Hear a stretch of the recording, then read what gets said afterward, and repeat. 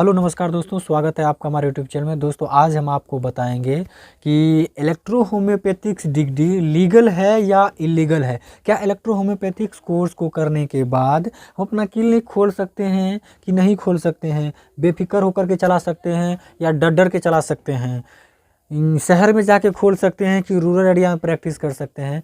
ये ढेर सारे की कन्फ्यूजन लोगों के मन में रहती है, इसको हम दूर करने की प्रयास करेंगे। तो दोस्तों चैनल पे पहली बार आए तो चैनल को सब्सक्राइब जरूर कीजिएगा, वीडियो को ज़्यादा से ज़्यादा शेयर कीजिएगा ताकि और लोगों को पता चल सके। तो चलिए दोस्तों वीडियो शुरू करते हैं। दोस्तों इलेक्ट्रो होम्योपैथिक्स लीगल है कि नहीं है, ये मन में कन्फ्यूजन रहती है। तो मैं आपको बता दूं कि जब तक किसी भी चीज़ को मान्यता नहीं मिलती है वो तो लीगल हो ही नहीं सकती है, इलीगल हो सकती है। लेकिन इलेक्ट्रो होम्योपैथिक लीगल है या नहीं है, इसके बारे में बात करना है ना, क्योंकि आपको क्लियरली बताना चाहूँगा कि इलेक्ट्रो होम्योपैथिक को मान्यता नहीं मिली है, बट ये लीगल है, इससे आप प्रैक्टिस कर सकते हैं।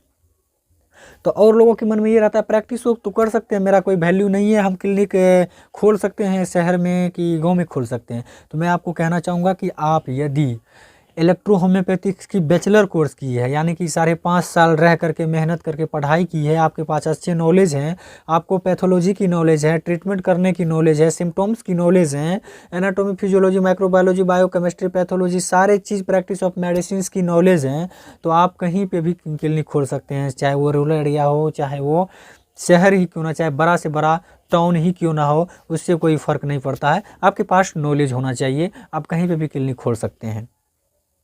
लेकिन क्लिनिक तो खोल सकते हैं, लेकिन एक परेशानी आती है। बहुत सारे लोग ये कहते हैं कि सर क्लिनिक तो हम खोल लिए, और लोग करते अभी के समय में क्या, क्लिनिक तो खोल लिए हैं और क्लिनिक खोलने के बाद डर डर के प्रैक्टिस करते हैं। क्यों?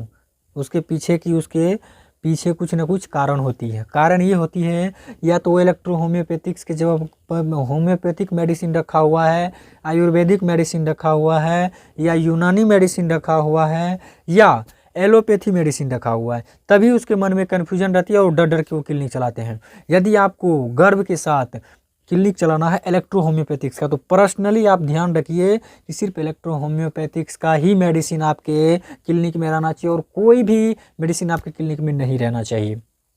ठीक है।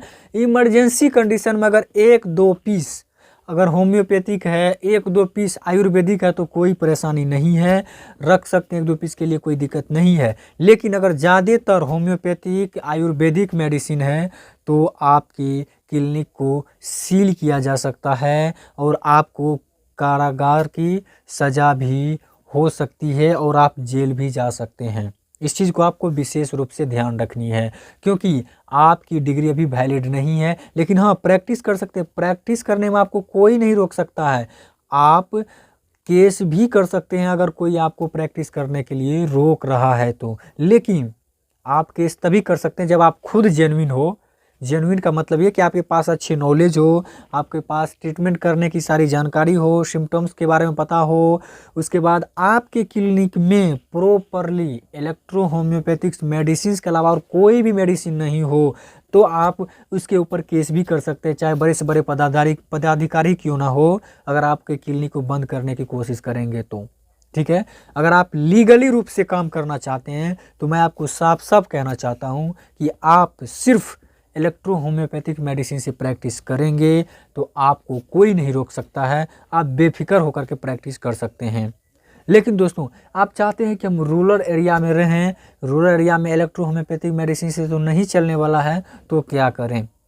तो उसके लिए मैं आपको एक चीज़ बताना चाहूँगा कि यदि आप सोच रहे हैं कि रूरल एरिया में हैं, मेरे पास BAMS की डिग्री है और अच्छी नॉलेज है मेरे पास, इमरजेंसी कंडीशन में अगर कोई पेशेंट आ जाए तो हम उसको ट्रीटमेंट कैसे करेंगे, जल्दी ठीक नहीं हो पाएगा, तो मैं आपको कहना चाहूँगा दोस्तों, यदि आप इलेक्ट्रो होम्योपैथिक्स की पढ़ाई किए होंगे तो आप इमरजेंसी से इमरजेंसी कंडीशन को जो है कंट्रोल करने के लिए आप मेडिसिन ज़रूर तैयार कर सकते हैं। लेकिन फिर भी अगर आप चाह रहे हैं कि क्या करें, तो उसका मैं एक सजेस्ट दूंगा कि यदि आप रूरल एरिया में हैं और सोच रहे हैं कि एलोपैथी मेडिसिन भी यूज करें, तो उसके लिए आप CMSCD community medical services and essential drugs की कोर्स कर लें।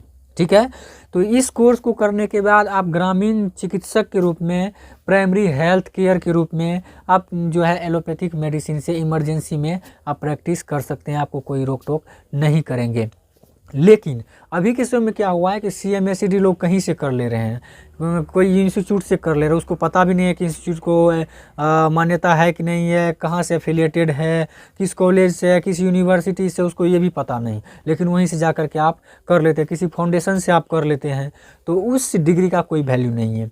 दोस्तों आपको CMACD भी करनी है तो UGC अप्रूव्ड किसी यूनिवर्सिटी से आपको CMACD कोर्स करनी है, और आपको UGC अप्रूव्ड किसी भी CMACD की कोर्स अगर किसी भी यूनिवर्सिटी से कीजिएगा तो आपको लॉगिन यूजर ID और पासपोर्ट मिलेंगे, जिससे आपके पूरे डिटेल्स आ जाएंगे CMACD की कोर्स यदि आप किए होंगे तो।